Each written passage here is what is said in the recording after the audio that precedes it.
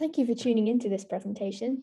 I'm Laura Henderson, and I'm presenting our research on the regulation of video games. Specifically, we're focusing on loot boxes, a potentially harmful gambling-like randomized monetization method found in video games, which no doubt most of you are already familiar with. So what exactly is a loot box? Although most of you will have some idea of this already, I'll start by setting out the way that we define loot boxes for the purpose of our research. Loot boxes are virtual consumable items in video games that can be opened by players to obtain randomized rewards of varying in-game and real-world value. They come in many different forms, such as treasure chests, card packs, prize wheels, scratching machines, and they appear in a lot of popular games such as Genshin Impact. Our research focuses on paid loot boxes that can be bought for real-world money. These appear to be the most harmful as they directly cause overspending of real-world money by players. Some games allow loot box rewards to be traded between players, which can allow players to sell in-game items for real-world money. This means that these loot box rewards gain real-world monetary value. So what can loot box rewards do? Some rewards are purely cosmetic. For example, they may make your weapon glow pink instead of blue, or give you gold rather than silver armor. Other rewards actually influence the gameplay. These could unlock additional content or give the player a competitive advantage over other players, such as more powerful weapons. How much do people spend on loot boxes? We don't have conclusive data on worldwide loot box spending because this data is held by game companies and they don't release their loot box sales data to the public.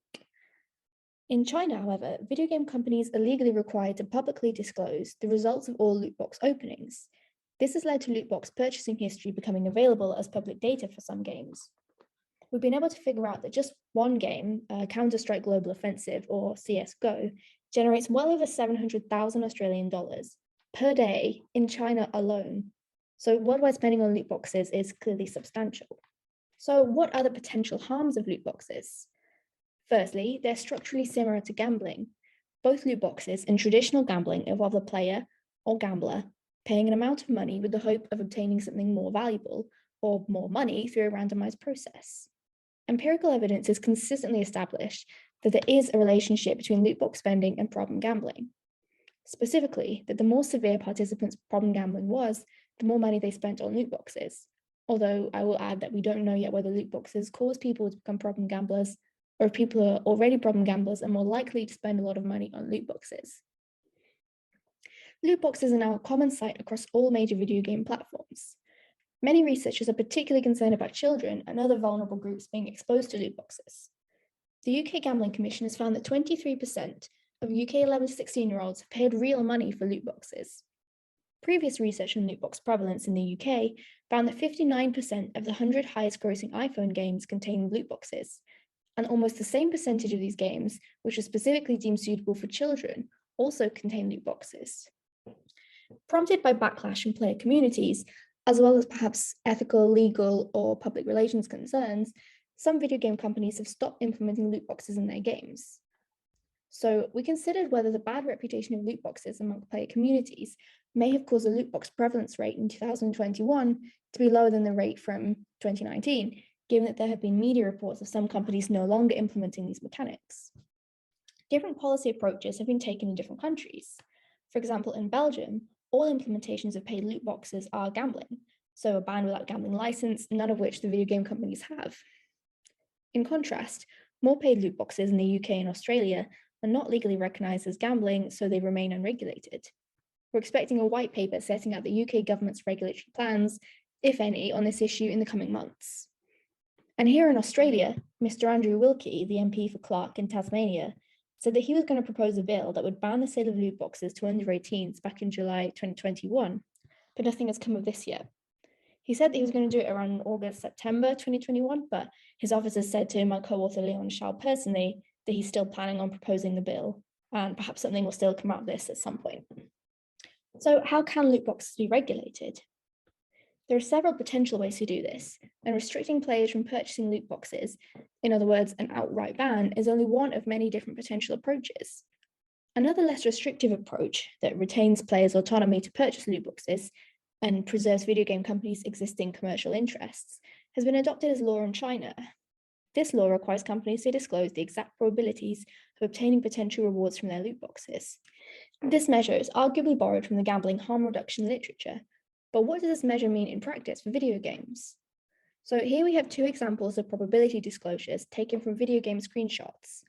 On the left, we can see that if we bought this loot box, we would have a 4.61% chance of obtaining an elite tier hero, the rarest category of reward available.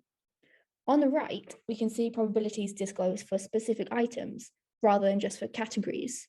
For example, a player has a 1% chance of obtaining Mario in his happy outfit. So why are probability disclosures helpful? They mean that players have a better idea of how many loot boxes they might need to buy before they decide to spend their money, and it also illustrates just how low their chances are of getting the reward they're looking for. This is where the title of our paper comes in: what are the odds? As I mentioned, China is currently the only country to require loot box probability disclosures by law.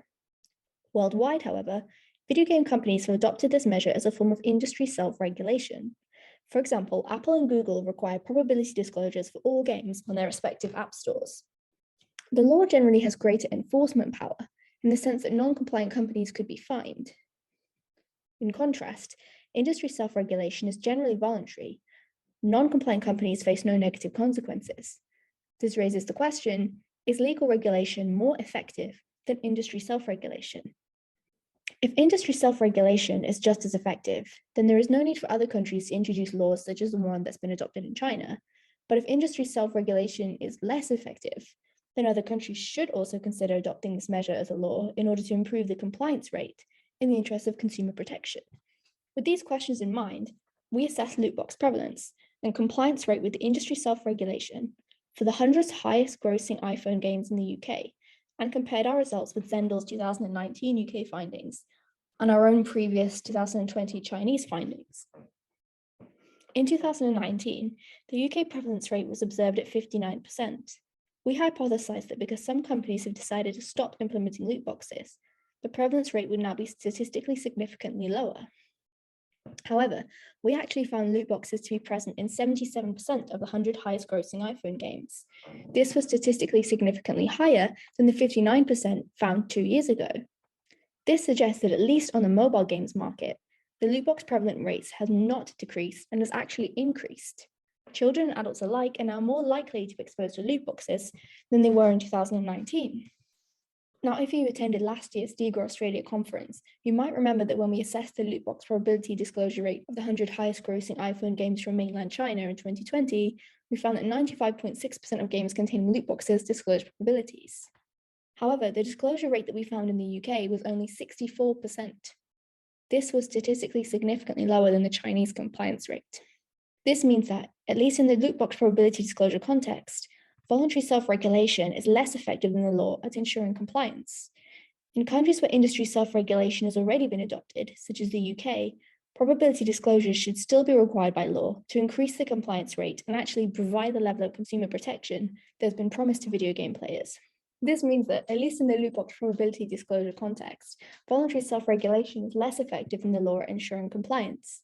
In countries where industry self-regulation has already been adopted, such as the UK, probability disclosures should still be required by law to increase the compliance rate and actually provide the level of consumer protection that has been promised to video game players.